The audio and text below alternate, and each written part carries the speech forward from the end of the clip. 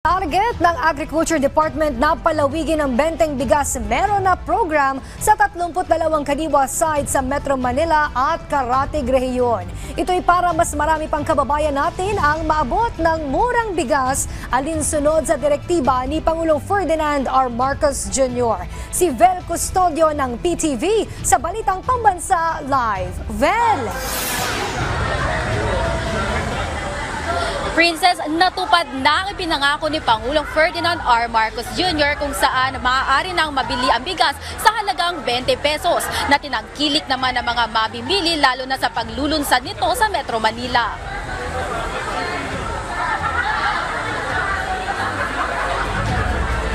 Pesos kada kilo na bigas ng National Food Authority. Kung susumahin, 200 pesos lang ang magagastos niya sa bigas na kasya na aniya sa 2 linggo. 10 kilo po. Pang ilang araw niyo po yun? Siguro abot po ng 2 linggo. Po, syempre masaya po kasi laking tulong po sa aking pamilya po yan. Yung matitipid ko po para sa ibang pangangailangan po ng aking pamilya. Ikinatuwari ni Irene na natupad na ni Pangulong Ferdinand R. Marcos Jr. ang pangakong 20 pesos na bigas. Ay malaking tulong po ito sa tulad namin mga senior, lalo na po yung ibang walang trabaho, hindi na po nakakalakad. Malaking tulong na po ito, nakakakain na po kami ng sapat. Salamat naman po at natupad na po yung sinabi po ni President po ang nagsabi nito na bibigyan na po ng tao ng 20 pesos para kahit magkano yung bibili ng tao, pwede na po sila makakain ng 3 beses sa isang araw. Ngayon po, nagkakaroon na sila ng option na mas mura at the same time, mas maganda yung kalidad. So, talagang nakikita natin na talagang gusto nila itong programa na to. So, kailangan po medyo i-target po natin muna yung kung sino po yung pwedeng mag-avail. Target ng Department of Agriculture na maipatupad na ang benteng bigas meron na program sa 32 kadiwa ng Pangulo site sa Metro Manila at mga Caratig Rehiyon. 25 kadiwa ng Pangulo site sa nagbebenta ng 20 pesos kada kilong bigas sa Metro Manila at mga Caratig probinsya ngayong araw, habang inaasahang madadagdagan pa ito ng 7 kadiwa sites bukas. 35,000 bags na ng NFA rice ang naihatid kaagad sa Cebu pagkatapos sa eleksyon. Ayon sa kagawaran ng agrikultura, maaari na rin ituloy ng mga local government units ang pagbebenta ng NFA rice sa ilalim ng Food Security Emergency ang pagbebenta ng 20 pesos sa bigas.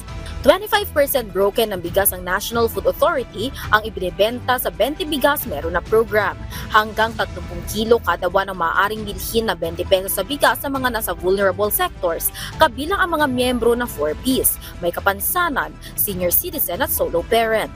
Inaaral natin kung gusto pa natin palawigin o expand pa para i-include po natin yung mga nasa lower income bracket. Yun po ay pinag-aaralan namin ngayon at syempre tinitignan namin yung buong statistics ito, syempre kasi para ma-allocate po natin na mabuti para sa kanila. 20 hanggang 30 sako ng bigas munang idinedeliver ng DA Food Terminal Incorporated na NFA rice para sa paunang implementasyon ng 20 pesos sa bigas. Tiniyak naman ng DA na hindi mauubos ang stocks para sa naturang programa pagkatapos ng anihan season. Sa panayam naman ng Mike Abe Live kay NFA Administrator Larry Lacson, binabulaanan niya ang mga patutsada na ginagamit lang ang naturang programa sa eleksyon. Wala pong halong politika ito at na-explain na nga po ito ng kahit ni Secretary Chico kasi pinag-uusapan na namin ito last year pa, Hunyo pa. Ayon sa NFA, tuloy-tuloy pa rin ang orders sa Visayas. Princess, sa formal na paglulunsad ng benteng bigas meron na talaga namang tinangkilik ito dito sa Bureau of Animal Industry na kadiwa ng Pangulo. At ito nga kasama natin ang ilang mga sumubok na dito sa salo-salo na pinangunahan ni DA Secretary Francisco Tiu Laurel Jr. Ito sila, si Nanay Susan at saka si Nanay Rosie. Nay, kamusta naman po yung kalidad ng bigas at saka yung amoy niya? Kamusta naman po? Ay, mabuti po at saka talagang wala siyang amoy. Masarap at saka hindi gaya dati na mapula, ngayon maputi na siya at saka masarap isain. Simula po ba ngayon magiging tuloy-tuloy na yung pamimili niyo po? Oo po, sana nga po tuloy-tuloy na. Kayo naman po, Nanay Rosie, kamusta naman po yung lasa ng 20 pesos na bigas? Nabusog ako, ang sarap. Parang kalibel na yung mamahaling bigas. At sana tuloy-tuloy din yung tag 20 kahit pa medyo malayo kami dito. pipila kami dito sa Kadiwa. Talagang pumipila kami. So, maraming salamat sa mahal na Pangulo kasi natupad na yung 20 pesos na bigas.